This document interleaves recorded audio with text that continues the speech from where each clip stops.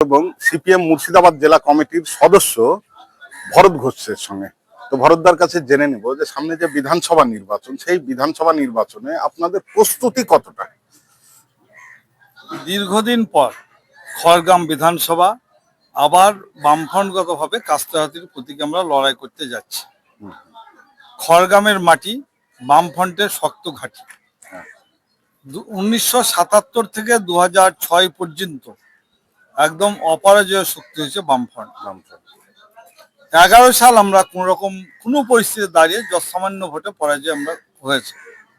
তার পরবর্তীকালে 11 থেকে 2021 পর্যন্ত আমাদের কোনো প্রতীক বা প্রার্থী ছিল না। তাই সেই কারণে কিছুটা সাংগঠনিক পরিস্থিতি দুর্বল হলেও আমরা কিন্তু মাঠে ময়দানে প্রতিদিন প্রতিনিয়ত লড়াই করেছি 14টা গ্রাম পঞ্চায়েত। বর্তমান পরিস্থিতিতে আমাদের প্রার্থী ঘোষণা হয়েছে গতকাল। প্রার্থী যিনি ঘোষণা হয়েছেন আমাদের যুব ফেডারেশনের পশ্চিমবঙ্গ রাজ্য কমিটির সম্পাদক, তরুণ নেতা, আমাদের কাছের এবং কাজের মানুষ। সেই নিয়ে সাধারণ মানুষের একটা উন্মাদনা উদ্দীপনা আছে। একইভাবে আমাদের পার্টির মধ্য থেকে যারা সরে যাওয়া, লড়ে থাকা, বসে থাকা বৃহৎ অংশের মানুষ আমাদের লাল ঝান্ডা প্রার্থী হয়, মানুষ আবেগে আপ্লুত। তাই স্বাভাবিকভাবে আমরা আমাদের সমস্ত নেতৃত্বকে দীর্ঘ 2 মাস ধরে মাঠে ময়দানে নামিয়ে কাজ করতে শুরু করেছি এবং তারা কাজ করছে। ইতিমধ্যে বিধানসভা জুড়ে আমরা প্রায় 10,000-এর কাছাকাছি প্রতীক লিখা এবং নাম লেখা প্রায় কমপ্লিট করেছি। এই সময়কালের মধ্যে দাঁড়িয়ে আমরা সমস্ত গ্রাম পঞ্চায়েত জুড়ে আমাদের যে কাজ সেটাকে কমপ্লিট করতে পেরেছি। বুথে বুথে লড়াই শুরু হয়েছে, বাড়ি বাড়ি যাচ্ছি।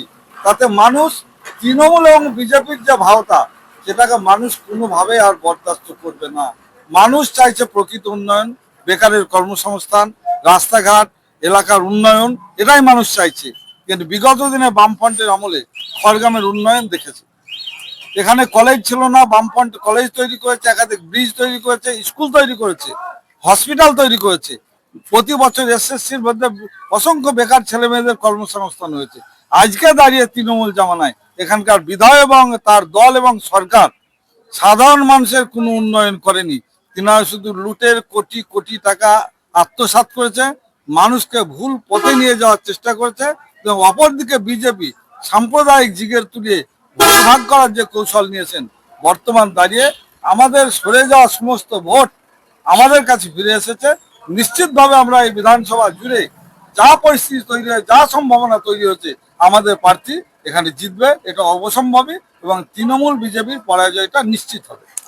এবারে ভরতদা, সবচাইতে যেটা বড় প্রশ্ন সেটা হলো তৃণমূল এবং বিজেপি যেভাবে ধর্মীয় মেরুকরণের রাজনীতি করছে, তাকে আপনারা পরাস্ত করবেন কিভাবে? এবং বিজেপি এবং তৃণমূলের যে পয়সার খেলা, সেই পয়সার খেলাটাকে কিভাবে পরাস্ত করবেন? আমরা বিগত দিনে এখানে নির্বাচন করেছি কোন এক ডানপন্থী দলের সঙ্গে।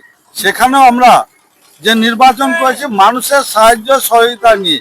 এই সময়কালে দাঁড়িয়ে আমরা গণসংগ্রহ এবং জনসংযোগ একই সঙ্গে করছি।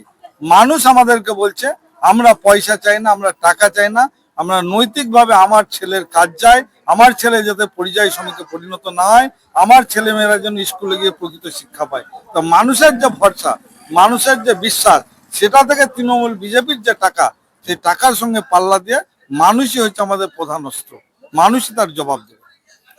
একইভাবে বিজেপি যে ধর্মীয় মেরুকরণের কথা বললেন, একটা সময় এই বিধানসভা জুড়ে আমাদের প্রতীক না থাকার কারণে আমাদের কিছু মানুষ হয়তো পুরাতন শত্রুতা থেকে আমাদের জোট সঙ্গীকে হয়তো সেইভাবে সাপোর্ট করতে না পারার কারণে কিছুটা ভোট গিয়েছিল, এটা আমরা অস্বীকার করতে পারছি না। কিন্তু আমাদের প্রতীক পাওয়ার পরে এখানে প্রায় 50টি বুথ যেখানে বিজেপি অধিষ্ঠিত, হিন্দু অধিষ্ঠিত বুথ, সেই বুথের অধিকাংশ আমাদের দিকে ফিরে এসেছে। আর সেই অংশটা ফিরে আসা, মুসলিম সম্প্রদায়ের তৃণমূলের প্রতি যে স্নেহ সেটাকে কেটে যাওয়া, সব মিলিয়ে আমরা এই মানুষকে কাজে লাগিয়ে মানুষের যে পরিকল্পনা সেটাকে বাস্তবায়ন করে আমরা এই বিধানসভায় জিতবো। মানুষই হচ্ছে আমাদের প্রধান অস্ত্র, মানুষই হচ্ছে আমাদের প্রকৃত সম্পদ। তাই বলছি, মানুষের যে কাজ সেটাকে আমরা করব, তাই মানুষ আমাদের পাশে থাকবে। আগামী বিধানসভায় আমাদের যে প্রার্থী সেটা নিশ্চিতভাবে জিতবে। অনেক অনেক ধন্যবাদ।